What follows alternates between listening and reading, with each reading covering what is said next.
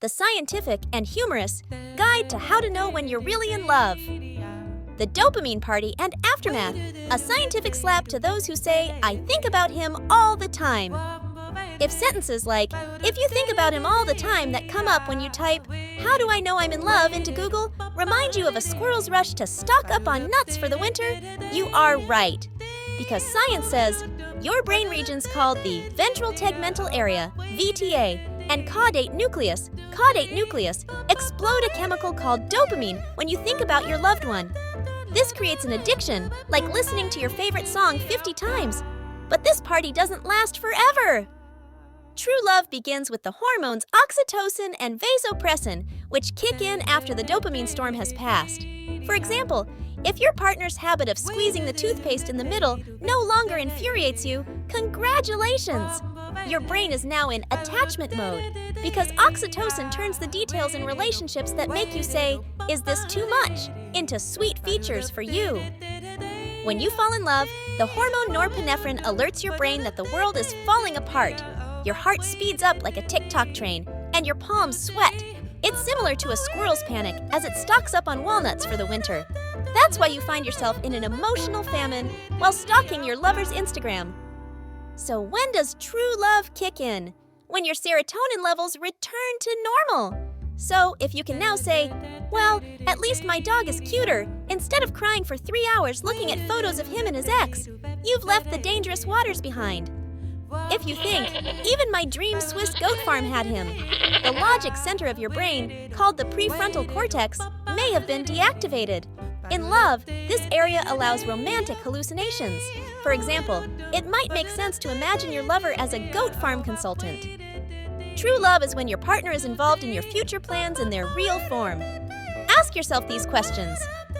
Can I have the same breakfast with this person for 30 years? Does he panic when the power goes out, or does he dance by candlelight? Do I still say "sweetie" when I see his panties upside down in the laundry basket? If your answer is yes, you are at the companion for life level, not love. When you're in love, the amygdala, fear center, and insula, social judgments, regions of your brain are temporarily inactive. This is why your lover's snoring sounds like a melodic lullaby to you, while your friends wonder, "How can you live with that sound?" True love is being able to say, "Yes, he snores, but he always pulls the covers over me when I sleep, even when the veil of blindness is lifted." In fact, if your partner's sock-scented feet make you laugh now, your oxytocin levels are at their peak. Science says the nucleus accumbens, reward center, of people in love is more activated by looking at a photo of your lover than by earning money. Let's do a practical test. Does going to an expensive restaurant with your lover make you feel it's worth it? When you think about spending the same money on a plant, you think, "A plant? That'll buy me a 10-year Netflix subscription."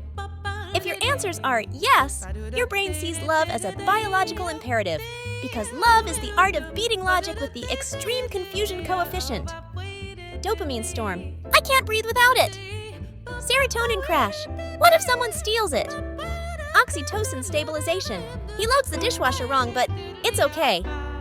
This process is like a cocktail. 2 parts dopamine, 1 pinch serotonin, lots of bubbly oxytocin. True love is a process that starts with dopamine and ends with oxytocin, where you even embrace your partner's weird tea-drinking ritual. If you're still not sure, ask yourself this. Can I go on a 14-hour car ride with this person without fighting over bathroom breaks? If your answer is yes, but I must have headphones and a spare chocolate bar, that's love. Note, this guide is written for those who want to understand love like a brain lab experiment.